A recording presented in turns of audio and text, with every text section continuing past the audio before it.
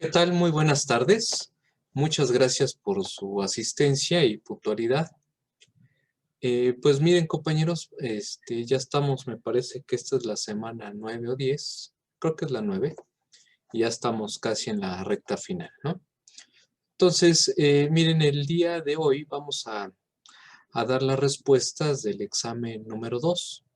Si tuvieran cualquier duda, por favor, eh, háganmelo saber. Y si tienen alguna duda también con respecto a la nota de su examen, pues también la podemos revisar, ¿no? Entonces, antes de continuar, pues no sé si tengan ustedes algún comentario que decir.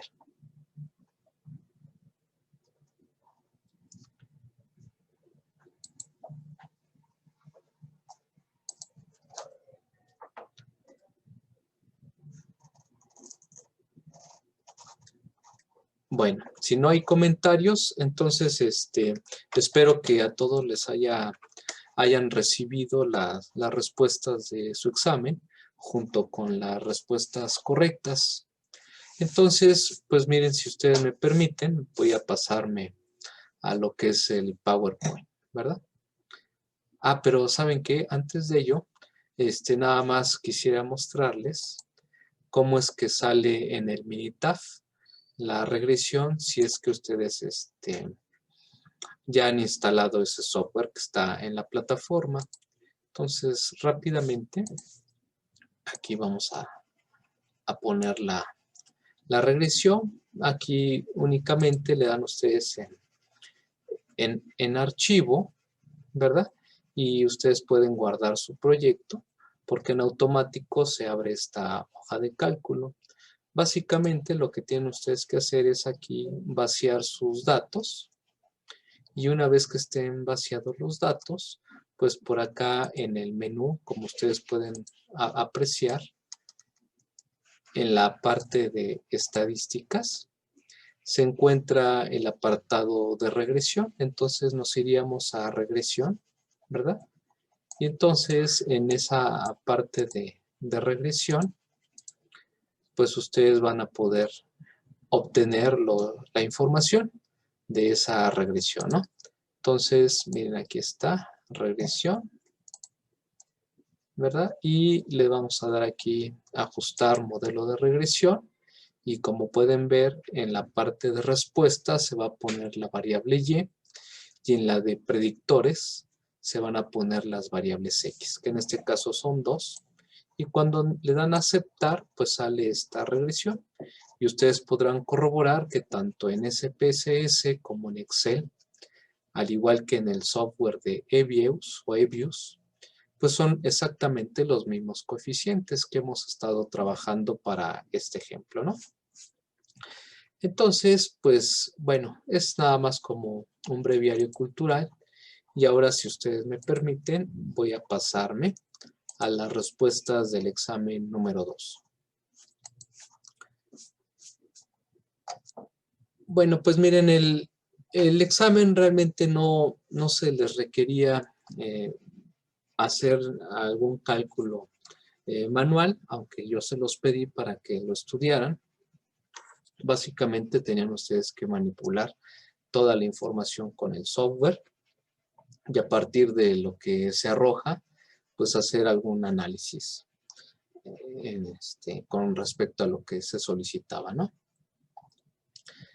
Entonces, miren, vámonos con la pregunta número 1, que nos dice, el método de mínimos cuadrados, ustedes saben que esa es la metodología que desarrolla Gauss allá por 1760. Y bueno, pues esa metodología, mínimos cuadrados ordinarios, es una técnica para llegar a la ecuación de regresión, es decir, a la y estimada, minimizando la suma de los cuadrados de las distancias verticales entre los valores actuales y los valores anticipados. Y bueno, como hicimos en clase, pues ustedes vieron que sacábamos precisamente las desviaciones con respecto a cada una de las variables, tanto la dependiente como las explicativas. Después elevamos al cuadrado esas desviaciones, que es de ahí donde viene el nombre de esta metodología, que se llama mínimos cuadrados ordinarios, ¿no? Entonces la respuesta era verdadera. Y se le conoce como la suma de los cuadrados de las distancias verticales, porque ustedes podrán recordar que para obtener el valor de los coeficientes beta, pues precisamente teníamos que obtener esa información a partir de esas sumatorias, de esas desviaciones cuadráticas, ¿verdad? Y a partir de ello es que podíamos obtener el valor de los coeficientes y hacer toda la metodología que ahorita vamos a desarrollar, ¿no? Bueno, no sé si tengan alguna duda en la pregunta número 1. Y si no, para pasarnos a la pregunta número 2. Bueno, miren. En la pregunta 2 se mencionaba cuál es la diferencia entre el análisis de regresión y el análisis de correlación. Bueno, pues ahí habría que mencionar que la correlación, como bien se menciona en el capítulo, tanto en el 13 como en el 14, nos indican los autores Lynn, Marshall y Watten que la correlación no implica causalidad. Por lo tanto, en el análisis de regresión, al obtener los coeficientes, pues ahí sí estamos tomando como hipótesis el que cada uno de ellos, de esos predictores, es decir, las variables explicativas, al aplicar la metodología de mínimos cuadrados ordinarios, vamos a obtener la magnitud de esos coeficientes, ¿no? Entonces, a partir de ese tamaño de los coeficientes, pues estamos dando por hecho que hay una causalidad, es decir, que las X explican a la Y, ¿verdad?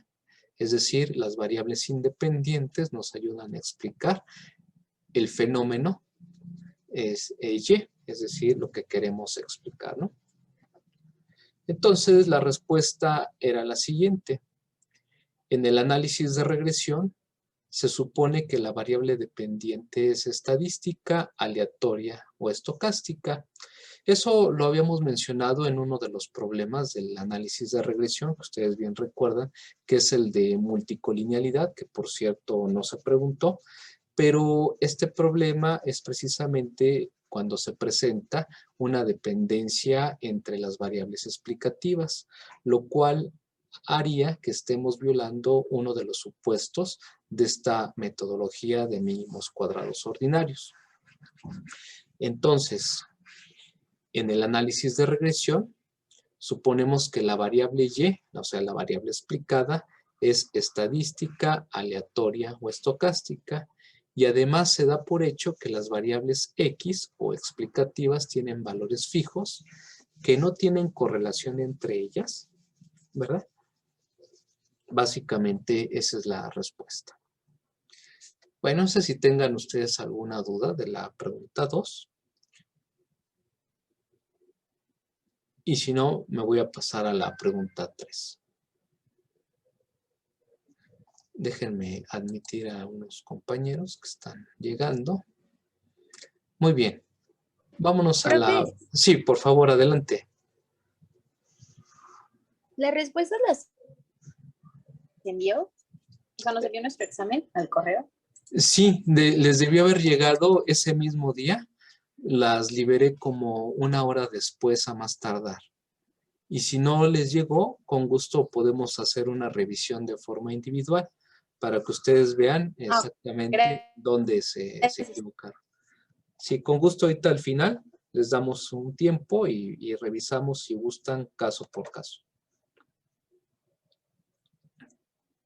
A veces cuando no les llega la respuesta, me ha pasado que es casi siempre porque hubo algún error en la captura por parte de ustedes en su correo. Pero bueno, no hay ningún problema. Yo tengo aquí el registro de todos sus exámenes.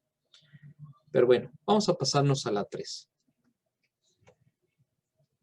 Miren, en la pregunta 3 era básicamente la esencia del examen, ¿no?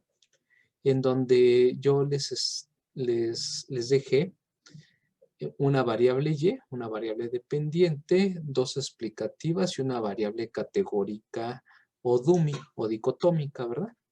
En donde la y tiene que ver con el ingreso per cápita, x1 con los años de escolaridad, x2 con la mano de obra y la variable dummy, ahorita no recuerdo de qué es la dummy, pero sí está en el examen, en donde 1 es el objeto de estudio y 0 es lo que no estamos buscando, ¿no?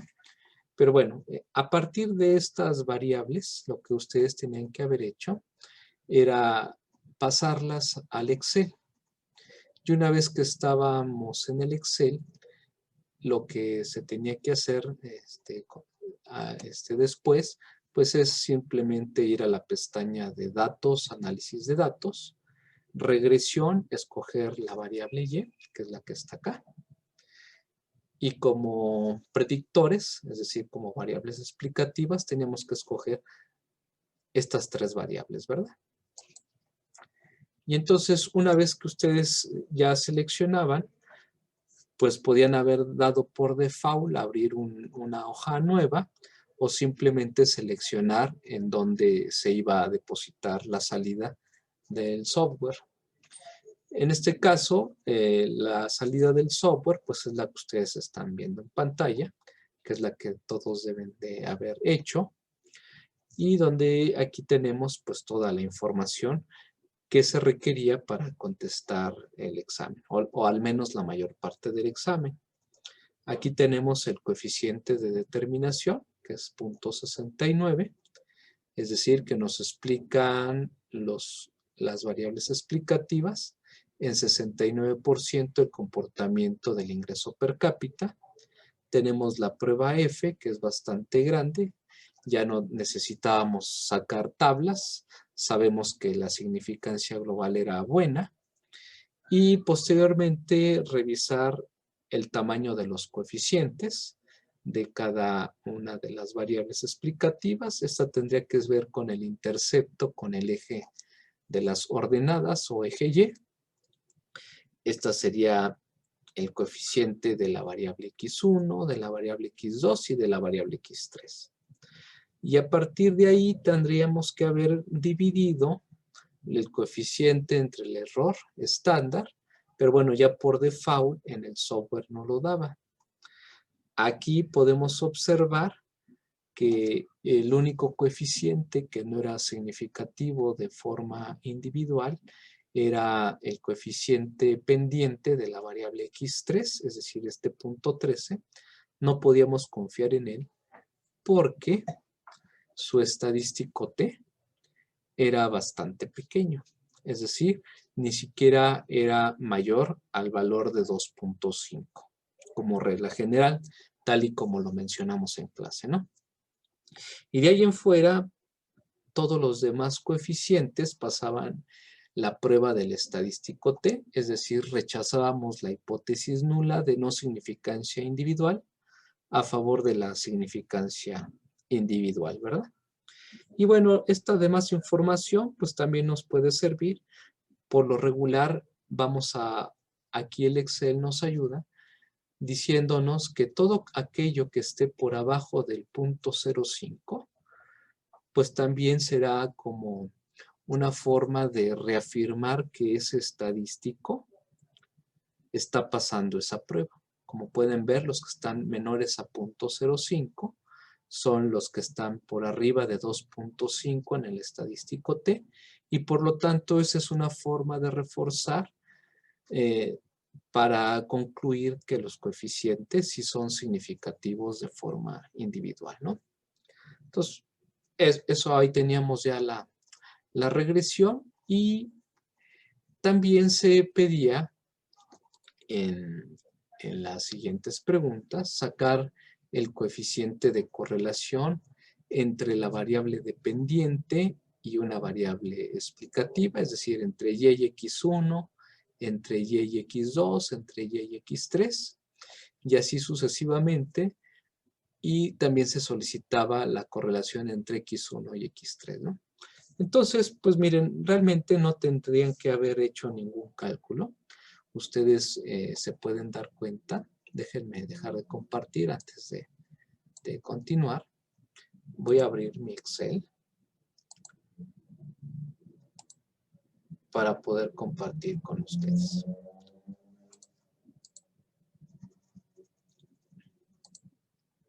Ok, ya estoy ahí. Y ahora, para poder contestar con esas preguntas, por ejemplo, si nos pedían la correlación entre Y y X1, pues simplemente lo que tendríamos que haber hecho, pues es ir nuevamente a datos, análisis de datos.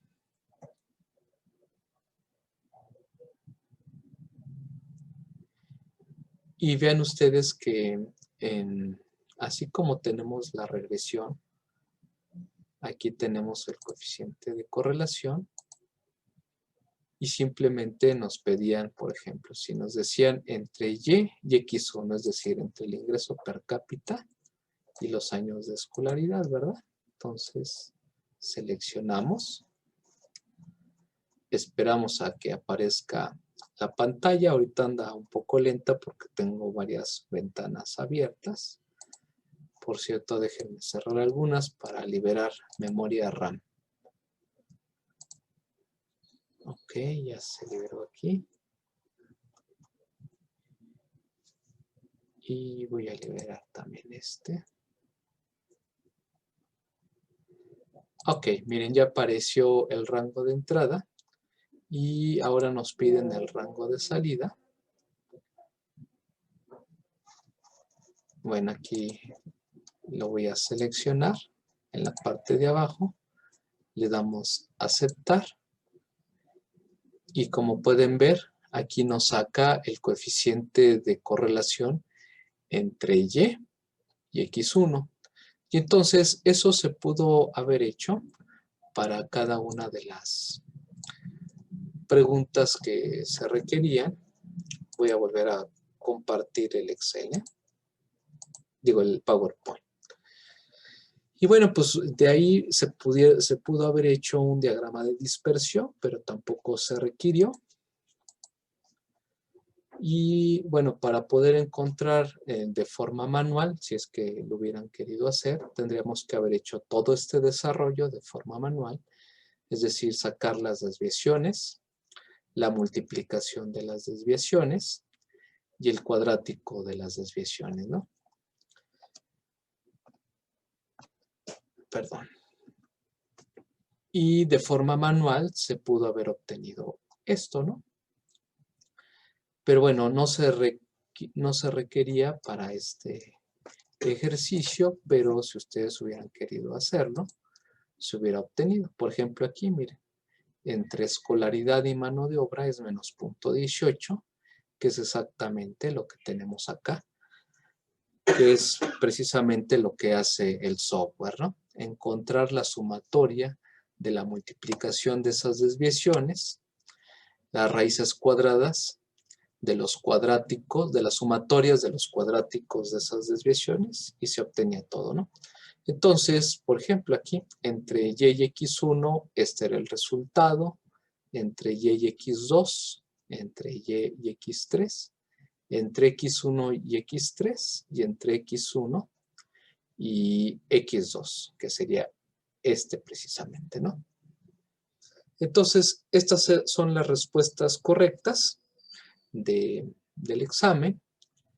Y bueno, no sé si tengan ustedes alguna duda. Esto era lo más, la esencia del examen. No, si no me paso a la pregunta número 4. Entonces, aquí nos dicen que Goodrich es un autor muy conocido que también tiene un libro al respecto de este tema que estamos estudiando. Y nos dice, utilizó los datos de Biddle y Hammermesh en 1990 para estudiar si hay alguna relación entre el tiempo dedicado al sueño por semana y el dedicado al trabajo pagado. Entonces hicieron ellos una regresión en donde la variable dependiente eran las horas de sueño, que está en función de las horas trabajadas. Es decir, se partía de la hipótesis que entre más estrés, es decir, mientras más horas de trabajo hay para un trabajador, pues obviamente su sueño se iba a ver demeritado, ¿verdad? Afectado, en otras palabras, ¿no? Entonces, se parte de la hipótesis, obviamente, que ese coeficiente se esperaba que fuera negativo, es decir, una relación inversa entre las horas trabajadas y las horas de sueño. Lo cual, pues se cumple a partir de la regresión que hizo Gulrich en ese estudio de 1990, obteniendo estos resultados, ¿verdad? En donde el sueño son los minutos de descanso nocturno a la semana y horas trabajadas, son los minutos totales trabajados en la semana. Entonces, todo está en minutos. Nos dice en el inciso A, interpreta tanto el intercepto como el coeficiente pendiente en minutos. Ese sería el inciso A. Y en el inciso B nos dice, si horas trabajadas aumentara 2 horas, ¿qué pasaría? Pues simplemente tendrían ustedes que sustituir aquí 2 horas, ¿verdad? Pero obviamente en minutos. Bueno, o dejarlo así también. Y en el inciso C, ¿cuánto descenderá el sueño en minutos, ¿no? Pues simplemente habría que multiplicar el resultado por los minutos. Las respuestas son las siguientes. 8.53 horas diarias. En el inciso B son 9 minutos. Y en el inciso C, 18 minutos. Como se pueden dar cuenta, lo único que se tenía que hacer era sustituir los valores o interpretar a partir de la regresión los resultados, ¿no? Creo que esta fue una de las más simples. Y me paso a la pregunta número 5. De acuerdo a la siguiente tabla de análisis de varianza o ANOVA, contesta lo siguiente. ¿De qué tamaño es la muestra? ¿Cuántas variables independientes hay en el estudio? Determina el coeficiente de determinación y determina la F de tablas y contesta si se rechaza o no la hipótesis nula de significancia global. Bueno, pues aquí ustedes pueden ver que los grados de libertad es n-1, por lo tanto, si los grados de libertad son 29, entonces el tamaño de la muestra es 29 más 1, ¿verdad? En el inciso B podemos observar que las variables independientes pues están acá. Aquí son 4, que es el mismo resultado que tenemos por acá. Determinar el coeficiente de determinación. Bueno, eso también lo hicimos en clase. Les dimos una fórmula para obtener el coeficiente de determinación, ¿verdad? Que simplemente era una división, ¿verdad? Entre estas sumas cuadráticas, ¿verdad? Y entonces, en la prueba F, como es bastante grande, pues simplemente decir que se rechaza la hipótesis de no significancia global a favor de que sí hay significancia. Y la última pregunta es, si quisieras estudiar el tema de la informalidad laboral a partir del crecimiento económico del país, del desempleo y la inflación, ¿cuál será tu variable dependiente? Pues bueno, pues prácticamente ya estaba dada la respuesta. Acuérdense que la variable explicada, pues es la variable Y. Entonces, si queremos estudiar la informalidad, pues esa va a ser nuestra variable dependiente Y. Y bueno, pues eso era todo el examen, compañeros. Ahora déjenme dejar de compartir y les doy la palabra por si alguien desea hacer algún comentario.